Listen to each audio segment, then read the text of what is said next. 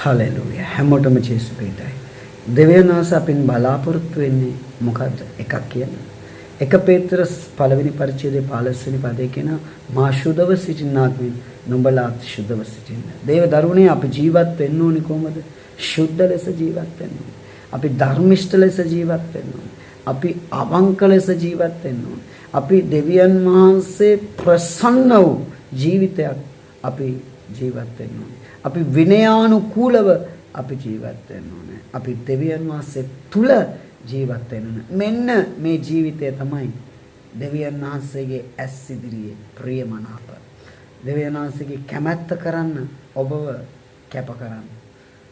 ලෝකේ කැමැත්ත යක්ෂයාගේ කැමැත්ත කරා ඇති. යක්ෂයාට ඉඩ දුන්න ඇති. දෙවියන් වහන්සේ වෙනුවෙන් ජීවත් වෙන්න තීරණය ගන්න. ඇති පාපයේ එක්ක ජීවත් වුණා.